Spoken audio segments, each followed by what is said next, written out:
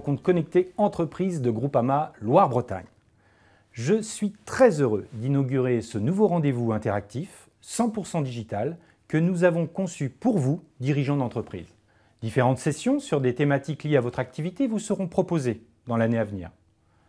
Lors de cette première édition, nous souhaitons vous apporter notre éclairage sur la problématique de la préparation de la retraite et celle de vos salariés. Pour cela, nous nous appuyons sur l'expertise de nos collègues de Groupama Épargne Salariale et de notre partenaire Sapiendo. Avant de commencer, je voulais vous dire quelques mots sur l'engagement de Groupama Loire-Bretagne au service de nos entreprises. Notre volonté est avant tout de vous accompagner pour vous permettre de décider en toute sécurité. Quelques chiffres. Aujourd'hui, plus de 2300 entreprises régionales nous font confiance pour assurer leurs biens professionnels, leurs responsabilités, pour protéger leur santé, leur prévoyance, mais aussi pour les accompagner dans le domaine de la retraite. 18 chargés d'affaires, spécialistes du risque d'entreprise, sont à votre écoute sur l'ensemble du territoire de Groupama Loire-Bretagne, à savoir les 4 départements bretons, la Loire-Atlantique et le Maine-et-Loire. Groupama Loire-Bretagne, ce sont des femmes et des hommes engagés, des chargés d'affaires, des ingénieurs prévention, des souscripteurs, des gestionnaires, des partenaires proches de chez vous qui vous accompagnent dans le développement de vos activités professionnelles et ceci de façon pérenne. Enfin, en tant qu'entreprise mutualiste, les valeurs de responsabilité sociétale et environnementale font partie intégrante de notre ADN et c'est important pour nous. Je vous souhaite un bon webinaire, je suis certain que les informations qui vous seront communiquées vous seront très utiles. Bonjour à toutes et tous, je suis très content d'être ici présent pour cette première édition des rencontres connectées Groupama Entreprises sur la thématique de la retraite.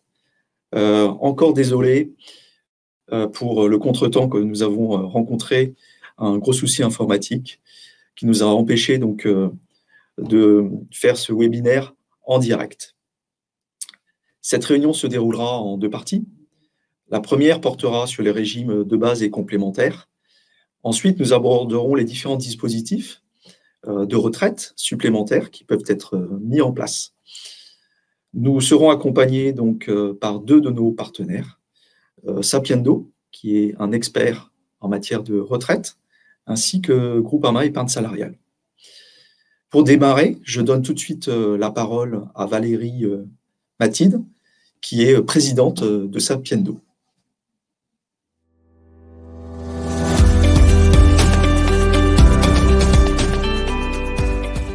Bonjour à tous, bienvenue. Donc, nous allons parler de retraite obligatoire des dirigeants et des salariés. Donc, comme vous le savez tous, la retraite obligatoire est un sujet complexe, mais néanmoins très important et qui doit s'anticiper puisque cette retraite constituera l'essentiel de vos revenus à la retraite.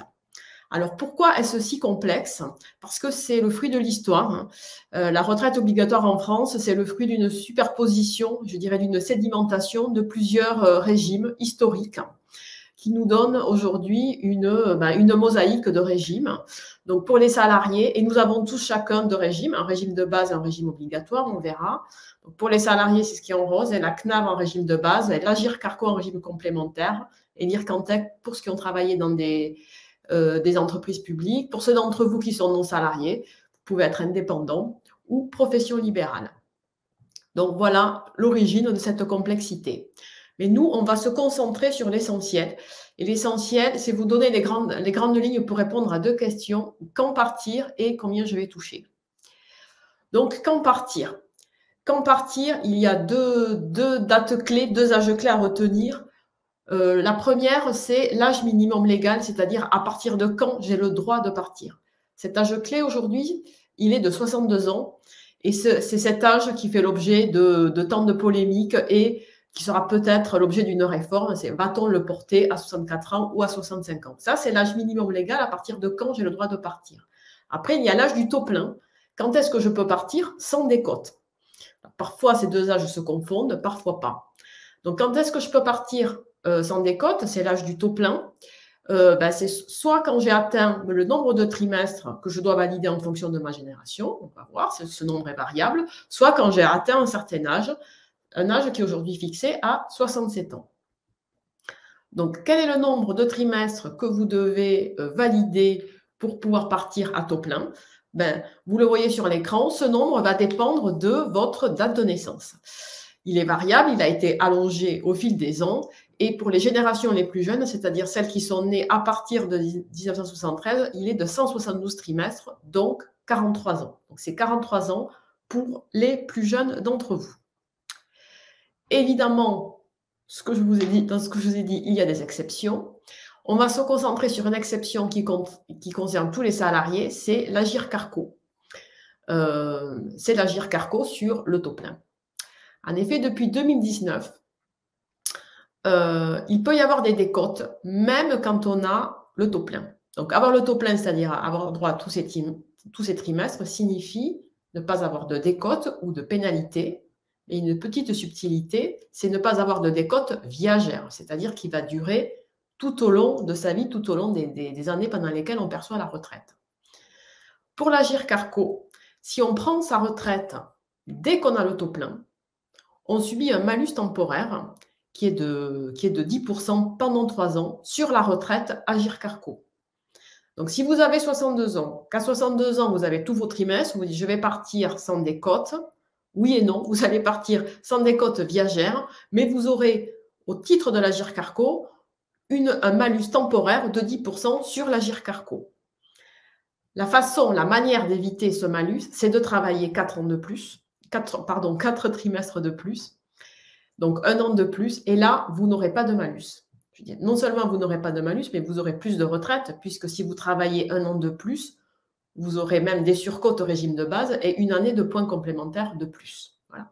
Donc, à retenir, pour n'avoir aucune décote, il faut désormais travailler le nombre de trimestres pour avoir le taux plein, plus 4 trimestres. Et si vous travaillez encore au-delà, vous pouvez avoir un bonus sur la retraite complémentaire Agirc Arrco, mais qui, lui, ne sera versé que pendant 1 an. Donc ça, c'est relativement nouveau. Maintenant qu'on a répondu à la question quand partir, combien? Parce que la retraite, c'est vraiment un couple quand, combien. Le montant de la retraite dépend vraiment de l'âge auquel on prend sa retraite. En ce qui concerne le calcul, il y a vraiment 3 grands types de calculs à retenir, 3 grandes philosophies de calcul. Et pour tout salarié, on en a 2. Donc, le premier type de calcul, c'est ce qu'on appelle les régimes à moyenne. C'est-à-dire, c'est des régimes qui vont se baser sur la base de vos, par exemple, pour le régime général, 25 meilleures années. Ça, c'est le concept du régime de base. Vous avez un grand nombre de régimes, la plupart qui sont des régimes à points. Chaque année, vous versez des cotisations. Ces cotisations génèrent des points retraite qui ont une valeur. C'est les régimes à points où chaque année compte. Et enfin, vous avez une 3e typologie de calcul, mais qui ne concerne pas les salariés. C'est les régimes en fonction du dernier revenu. C'est-à-dire la retraite va dépendre uniquement de votre dernier revenu, pas des 25 meilleurs et pas de chaque année. Voilà, ça c'est la retraite, le principe de retraite pour les fonctionnaires et les régimes spéciaux. Alors, pour les salariés, très rapidement, le régime de base, c'est vraiment un régime à moyenne, c'est les 25 meilleures années. Donc, dans le monde de la sécurité sociale, plafonné au plafond de la sécurité sociale, qui est à peu près de 40 000 € par an. Donc, la moyenne des 25 meilleures années signifie que vous allez pouvoir éliminer les mauvaises années, celles où vous avez moins gagné que les autres. Donc, c'est plutôt avantageux. Les régimes en moyenne sont plus avantageux que les régimes à points. À ce salaire annuel moyen, vous affectez le taux, c'est le fameux taux plein qui est de 50%. Donc, il porte mal son nom, mais le taux plein, c'est 50%. Et après, il y a un prorata des trimestres validés dans ce régime par rapport au nombre de trimestres totaux. Ça, c'est les régimes à moyenne, c'est la base. Et vous avez aussi l'Agirc Arrco, qui est lui en régime à points. Chaque année, avec vos cotisations, vous acquérez des points qui sont cumulés au fil de la carrière. Ils sont sommés. Ces points ont une valeur. La dernière valeur, c'est 1,2841. Et le produit des deux vous donne une rente annuelle. Donc là, chaque année compte de façon égale. Ça, ce sont les principes. Il y a évidemment de nombreux dispositifs d'optimisation à connaître. Donc, on va les passer rapidement en revue.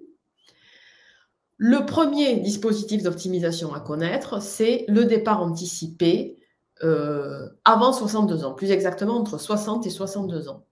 Donc, c'est à connaître parce que ce n'est pas une exception, ça concerne en moyenne 33% des Français, vous le voyez, donc c'est beaucoup, enfin c'est 300% des hommes, 14% des femmes et 23% des Français. Donc, c'est un dispositif dont beaucoup peuvent bénéficier. Attention, on n'est pas notifié, il faut savoir qu'on est éligible à ces dispositifs. Et de très loin, le dispositif qui permet le plus souvent de partir plus tôt, c'est le dispositif de carrière anticipée pour carrière longue. On y reviendra tout à l'heure. Autre dispositif d'optimisation à connaître, c'est le rachat de trimestre. Le rachat de trimestre permet donc d'acquérir ces trimestres et d'arriver à son fameux nombre de trimestres pour avoir le taux plein si on ne veut pas travailler au-delà de l'âge légal. Donc tout ça, ça se calcule parce qu'un trimestre, ça coûte cher. Donc il faut bien vérifier si la somme que je mets dans mon rachat de trimestre va être amortie suffisamment rapidement par le surplus de trimestre que je vais toucher. On y reviendra aussi.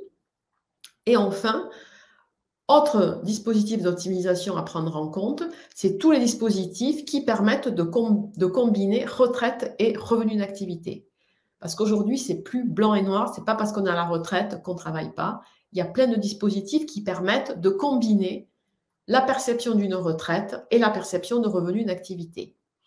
Donc, on peut dire qu'ils sont au nombre de 3. Vous avez la retraite progressive, pour les salariés et les indépendants, et toutes les autres, il y a en plus 2 formes de cumul emploi-retraite, le cumul emploi-retraite plafonné et le cumul emploi-retraite intégral. Donc la principale différence, c'est que pour les dispositifs de retraite progressive, on est donc en partie à temps partiel et en partie à la retraite. Sur la partie à temps partiel, on perçoit une rémunération, donc on verse des cotisations, et ces cotisations continuent à alimenter des trimestres et des points retraite. Et donc après, quand vous arrêtez définitivement de travailler, vous reliquidez une retraite donc qui est supérieure à la précédente. Ça, c'est le dispositif de retraite progressive qui est disponible à partir de 60 ans dès lors qu'on a déjà 150 trimestres. Sinon, il y a un dispositif plus classique de cumul emploi-retraite où on liquide entièrement sa retraite. En même temps, on peut travailler. Mais l'inconvénient, c'est que la rémunération perçue est soumise à toutes les cotisations et les cotisations ne génèrent plus de droits. Donc voilà, donc il y a des subtilités réglementaires, mais sachez qu'on peut très bien aujourd'hui à la fois être à la retraite et percevoir des revenus d'activité. Donc la retraite, vous avez vu, c'est complexe, il y a plein de dispositifs. Ça se prépare surtout pour à l'avance anticiper sa perte de revenus et préparer ce manque à gagner. Donc pour, on va dire, un petit peu anticiper sa perte de revenus, on parle souvent de taux de remplacement. Le taux de remplacement, c'est quoi? C'est le rapport entre la pension perçue et le dernier revenu. Vous voyez que ce taux de remplacement, on l'a mis ici, pour les salariés, il est déjà très variable. Il varie entre à peu près 40 et 60%. Ça, c'est sur une base statistique, c'est une projection du passé. Donc vraiment, ce qu'il faut retenir en matière de retraite, c'est qu'il n'y a pas de solution universelle. Il faut vraiment faire des calculs personnalisés. Chaque cas est différent. Et même là, entre 40 et 60%, vous avez des moyennes. Ce qui fait vraiment la différence entre les 40 et 60%, ce n'est pas tant le niveau de rémunération, c'est la progression de carrière. Plus vous avez une carrière qui a évolué positivement et qui a progressé, plus le taux de remplacement sera bas. Bon, c'est une affaire de mathématiques et de moyenne. Donc, les personnes qui ont connu des grosses progressions de salaire doivent s'attendre à avoir un taux de remplacement beaucoup plus bas que la moyenne. Donc, avoir un décrochage de leur retraite par rapport à leur dernier revenu très important. Ça, c'est exact, mais c'est le passé. Il faut maintenant se projeter parce que je pense que toutes les personnes qui regardent ce webinaire ne sont pas encore à la retraite. Il se trouve qu'aujourd'hui, le niveau de vie moyen des retraités est supérieur légèrement, 102%, vous le voyez ici, au niveau de vie de la population.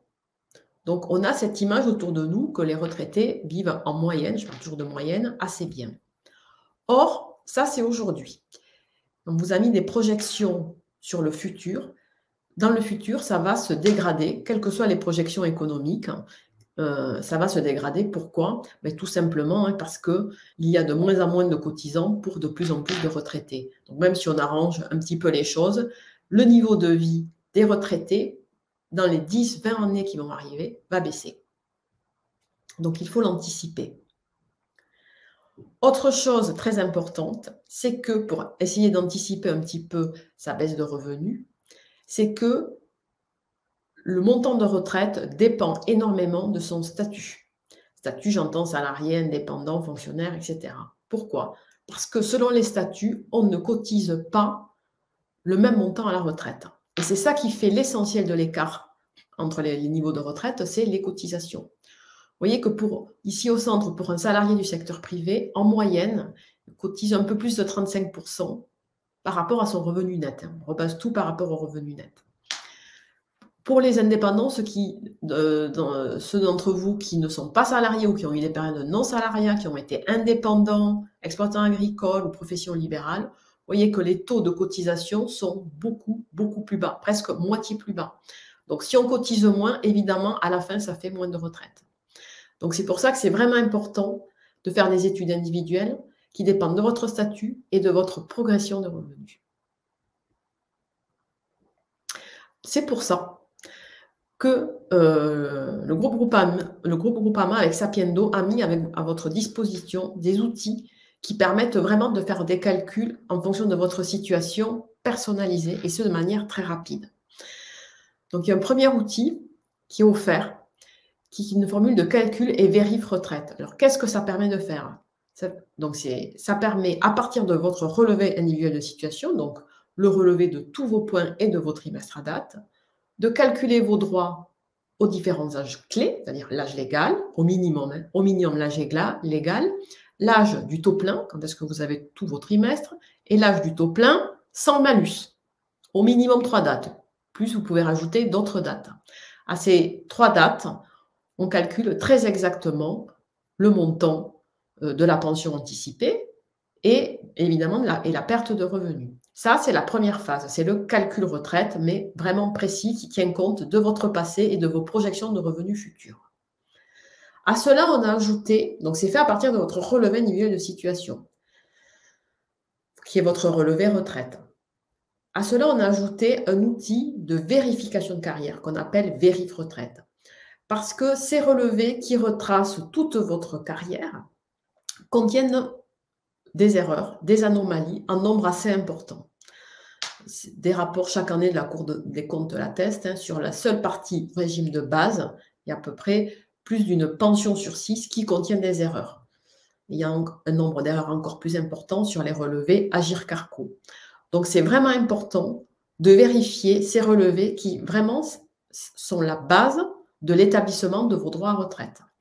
Et donc, dans l'outil Vérif Retraite, il y a des algorithmes qui comparent entre les données pour détecter des anomalies et qui vous posent des questions en direct sur des éléments de votre carrière qui semblent révéler des anomalies auxquelles vous pouvez répondre et qui vont instantanément vous dire si c'est une erreur ou pas. S'il y a erreur, vous aurez à votre disposition des modèles de courrier pour demander la régularisation. Ça, c'est vraiment fondamental. Et ce genre de calcul, donc, qui est offert, est recommandé vraiment à partir de 45 ans pour mettre à jour ses relevés et avoir quand même une vision assez claire de sa retraite, future retraite. Quand on se rapproche de l'âge de la retraite, on a construit une offre qui est Optimise Retraite, qui permet vraiment d'être dans le concret et qui, en plus de calculer et vérifier les relevés, va vraiment détecter pour vous tous les dispositifs d'optimisation dont j'ai parlé un peu plus tôt dans le webinaire, c'est-à-dire, suis-je éligible à un départ anticipé? Est-ce que c'est intéressant pour moi de racheter des trimestres? Est-ce que c'est intéressant pour moi la retraite progressive ou le cumul emploi-retraite? Et toutes ces dispositifs, ces détections, elles sont faites par un logiciel, mais vous êtes accompagné au téléphone, en visioconférence, pendant 1 heure par un consultant, un expert Sapiendo, qui en même temps regarde vos relevés et étudie avec vous, commente les résultats et les dispositifs d'optimisation. Voilà. Ça, c'est une offre payante, mais à un prix défiant toute concurrence de 369 € TTC. Et en 1 heure, voilà, vous avez vraiment une vision très complète de votre retraite et des futurs dispositifs. Donc voilà, j'ai fait le point sur le quand, combien, les précautions à prendre et surtout tous les outils qui sont mis à disposition pour vous aider à vous projeter dans cette retraite obligatoire qui est certes complexe, mais fondamentale, puisqu'elle constituera l'essentiel de vos revenus. Voilà, je vous remercie. Merci Valérie pour cet éclairage. Une petite question. En tant que client ou assuré Groupama, comment puis-je contacter Sapiendo? Alors, vous avez des numéros, vous avez sur les plateformes, sur les écrans, vous avez des numéros de contact qui sont des numéros dédiés. Et vous pouvez appeler, on sait que c'est vous et on vous proposera toutes les offres. Parfait. Merci beaucoup. Merci beaucoup. Pour poursuivre, eh bien, nous accueillons Jean-Louis Meurice, qui est responsable du développement à Groupama Épargne Salariale. Il va nous parler donc de cette fameuse loi Pacte, ainsi que les différents dispositifs de retraite supplémentaires qui sont à notre disposition. Jean-Louis, à toi la parole.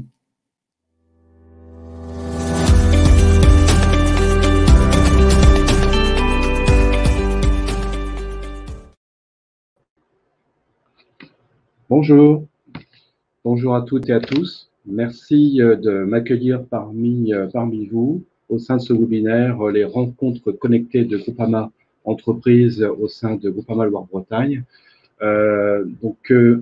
Après cette présentation qui a été faite par Mme Batigne, effectivement, on se rend compte d'une chose, c'est que la partie effectivement, la partie baisse de revenus au niveau à l'âge de la retraite est un constat indéniable. C'est la raison pour laquelle le législateur a créé une disposition au travers de la loi Pacte qui a été votée en octobre 2019, mis en vigueur en octobre 2019, Pacte, plan d'action pour la croissance et la transformation des entreprises, qui a dont un gros pavé concerne la simplification des règles applicables aux différents dispositifs d'épargne retraite.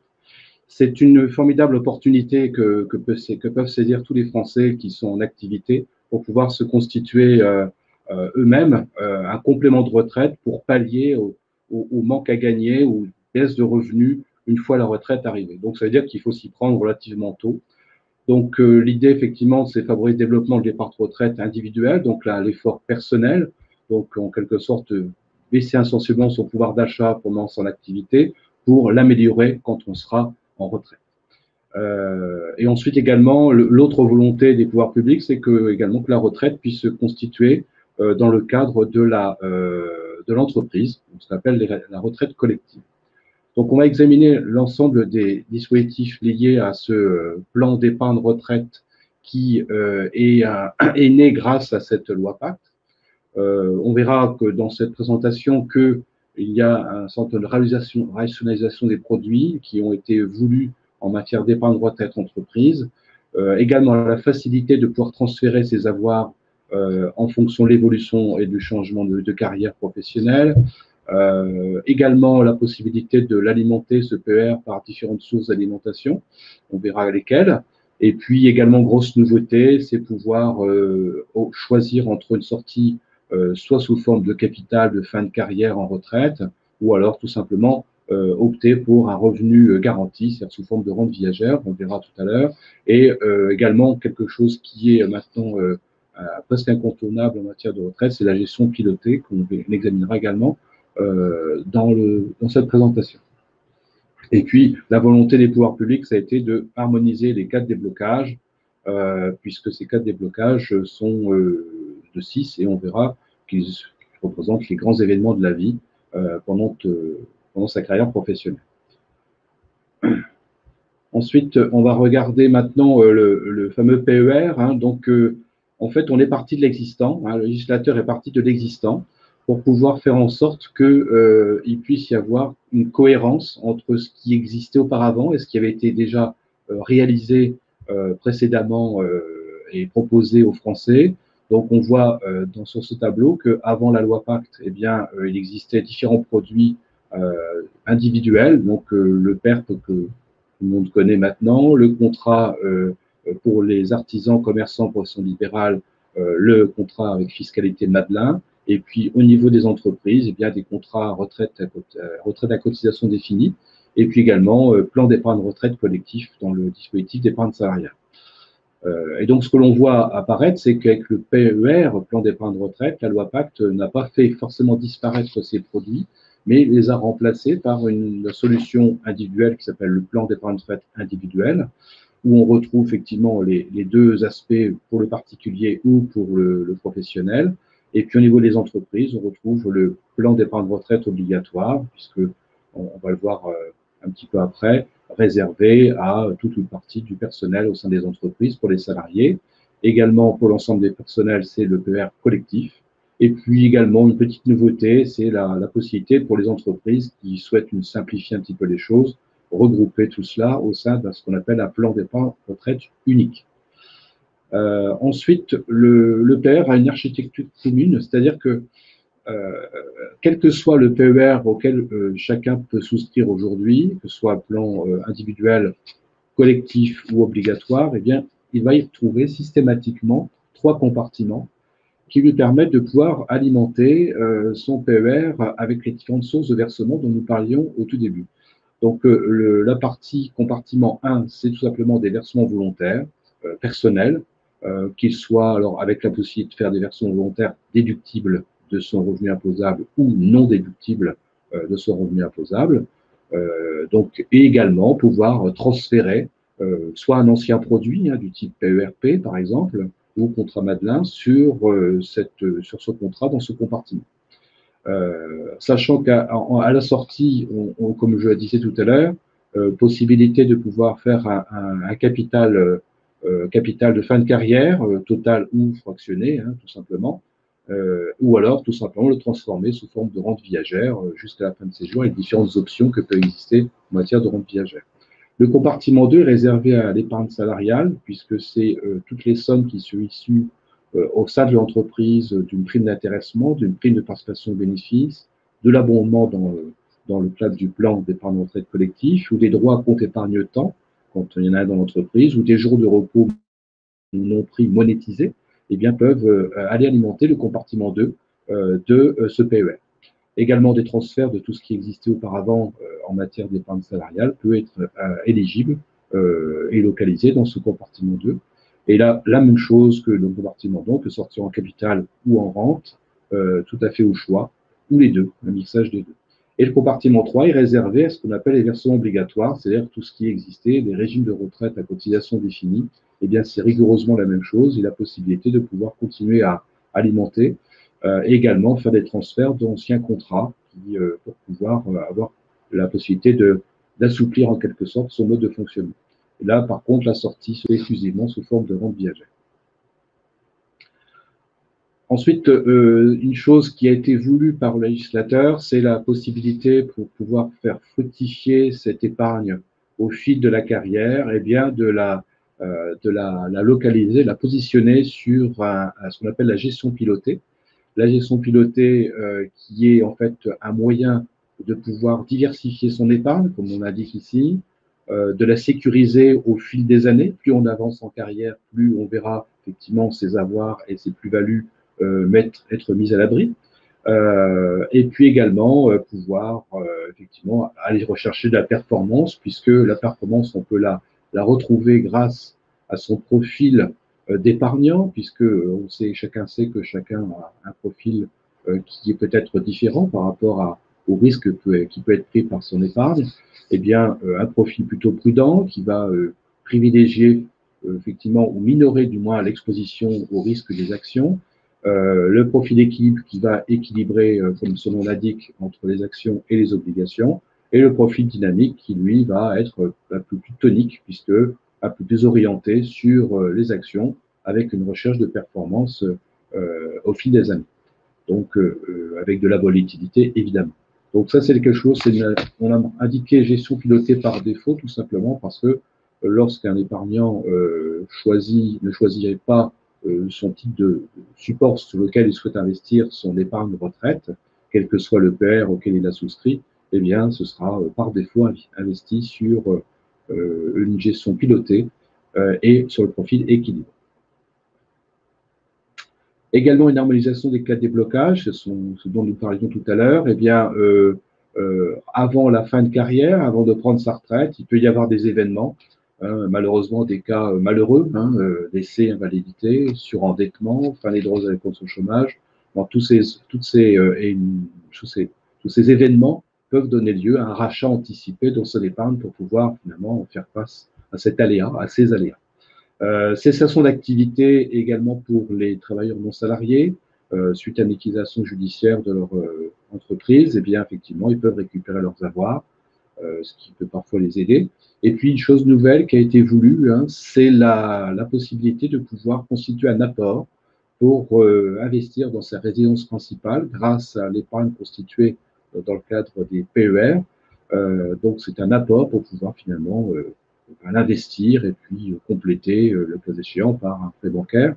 Néanmoins, c'est quelque chose qui, j'ajouterais que c'est un acte patrimonial important dans la mesure où, évidemment, la résidence principale, quand on est à la retraite, si on peut éviter d'avoir à payer, quand tu as payé à loyer ou autre, c'est plus avantageux et éviter de payer également des frais remboursement.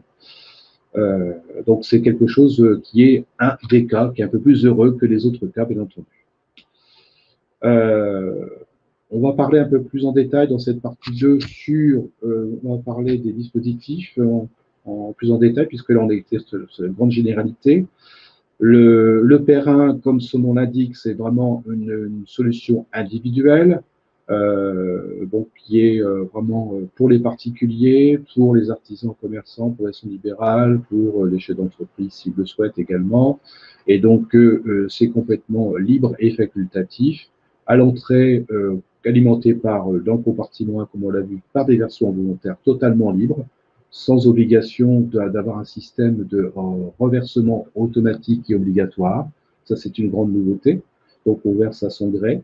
On peut faire des versements plus importants, des versements programmés au choix. Et surtout, ce qui est important, c'est qu'il s'agit de faire des versements et choisir le mode de fiscalité de ces versements, soit déductible ou non.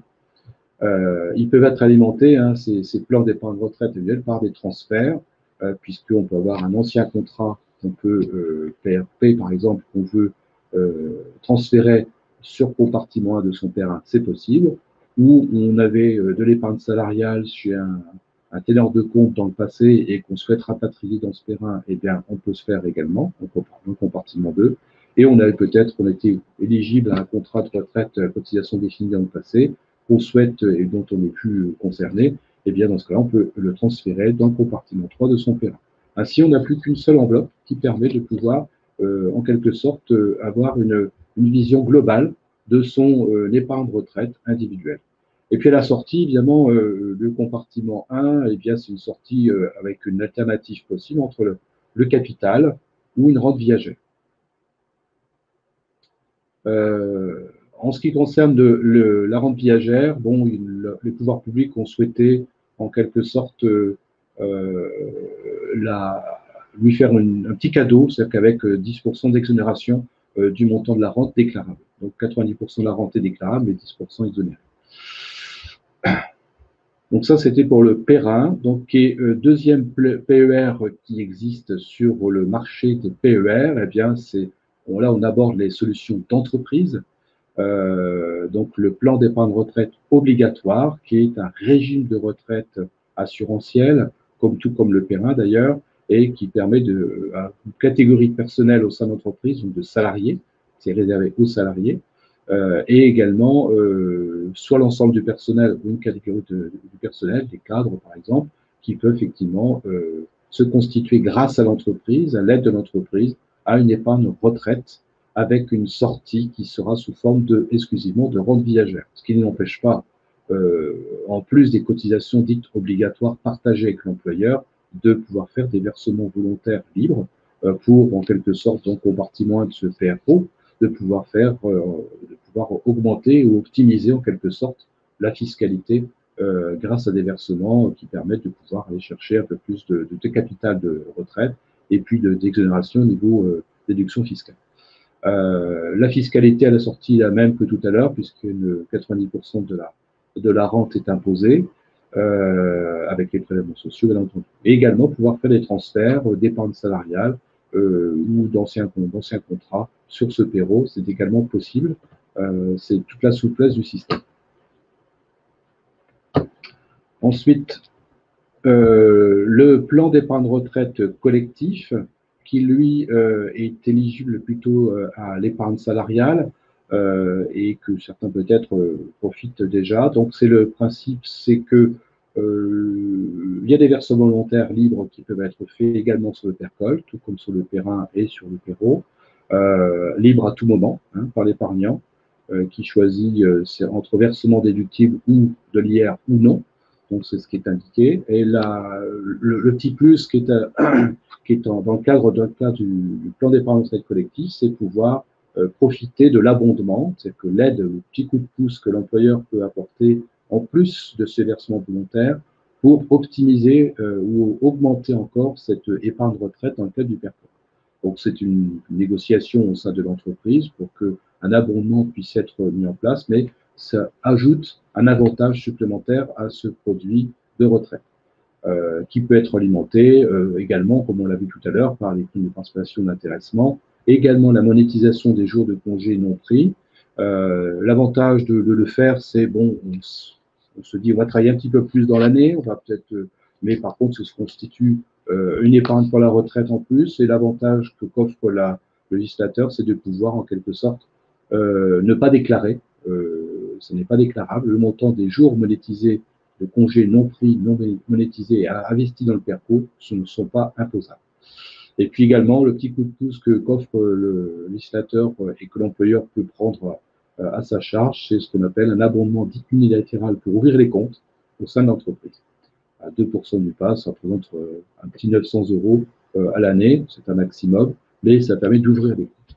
À la sortie, eh bien, le principe, c'est l'alternance entre capital ou rente, ou un petit mixage des deux. L'avantage du PERCOL, c'est qu'il, sur la partie participation, intéressement, jour de congé non pris, et puis également abondement unilatéral et versement volontaire non déductible, eh bien, c'est qu'aucune fiscalité n'est appliquée à la sortie, sauf pour le capital. Et la rente viagère, eh bien, c'est une rente viagère qui fonctionne un peu de la même façon que les précédentes, sauf qu'avec l'abattement est un peu plus important, puisque c'est une rente à titre onéreux. Alors, pour illustrer un petit peu ce principe des PER, on a volontiers pris l'exemple d'une personne qui a commencé sa carrière, Madame Attel, dans une TPE, une très petite entreprise, qui n'avait pas mis en place d'épargne salariale, ni de retraite, ni d'entreprise, ni quoi que ce soit, au profit de ses collaborateurs. Donc, ce qui fait que là, dans ce cas-là, Madame Attel a pris ses responsabilités et s'est dit, tiens, je vais ouvrir un PER individuel auprès soit de mon assureur préféré ou de mon banquier. Et donc, elle se constitue progressivement, en faisant des versements libres sur son PERIN, une retraite, ou avec possibilité de pouvoir déduire ses versements de son impôt. Ensuite, Madame Attel change d'employeur, entre dans une PME.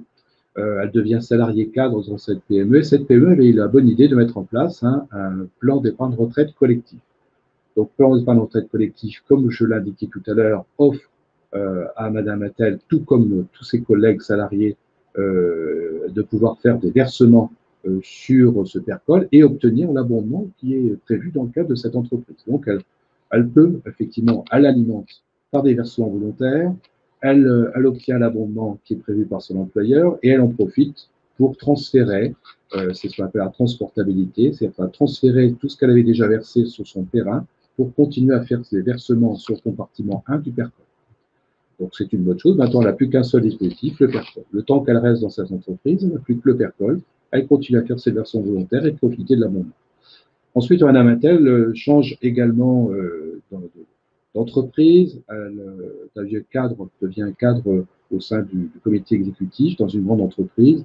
Et là, pour ces cadres, eh bien, il existe ce qu'on appelle un contrat de retraite surcomplémentaire à cotisation définie, donc un régime de retraite, donc PERO.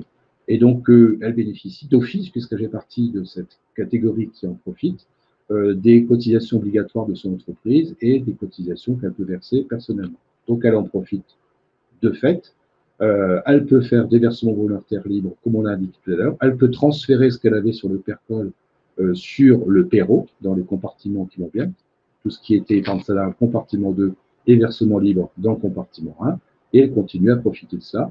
jusqu'au jour où elle décide finalement de prendre son envol et de créer son propre cabinet de consulting pour les grandes entreprises, et elle se retrouve seule au sein de son petite entreprise.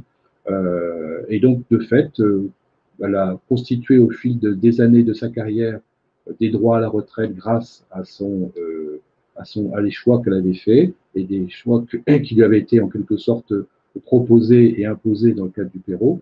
Et donc, elle peut regrouper tout cela dans le cadre du Perrin, et en fin de carrière, elle se retrouve avec un capital qui se trouve alimenté dans le compartiment 1 par les versements volontaires, le 2, l'épargne salariale, et le 3, par l'épargne obligatoire, les versements obligatoires dans le cadre du Perrot. Donc, ce qui fait qu'elle n'a plus qu'un seul interlocuteur pour pouvoir, en quelque sorte, pouvoir faire la liquidation de ses droits le jour où elle décide de prendre sa retraite.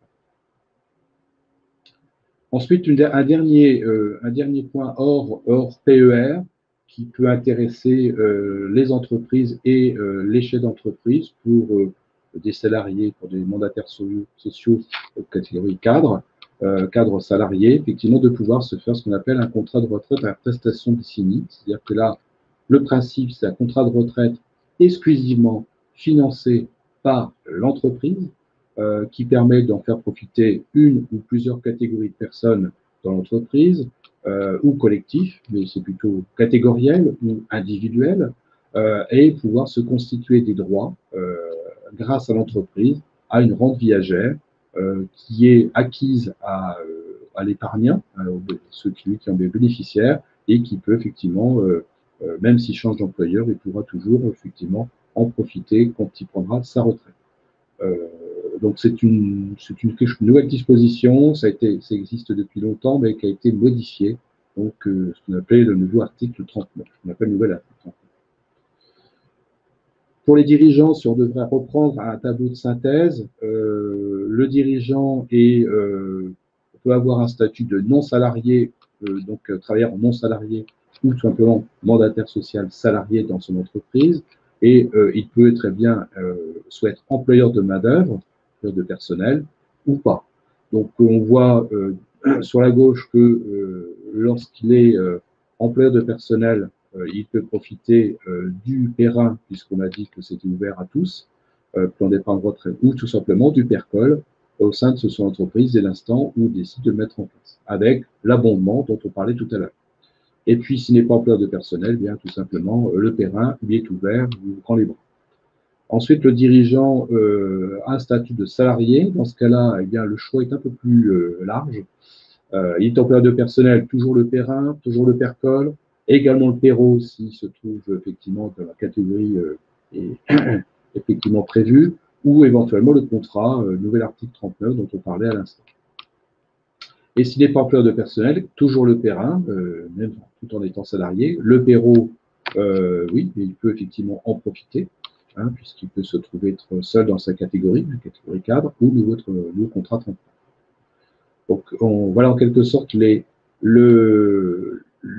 solutions qui existent en synthèse en matière d'épargne retraite pour compléter sa retraite en qualité soit de dirigeant, soit de salarié, etc.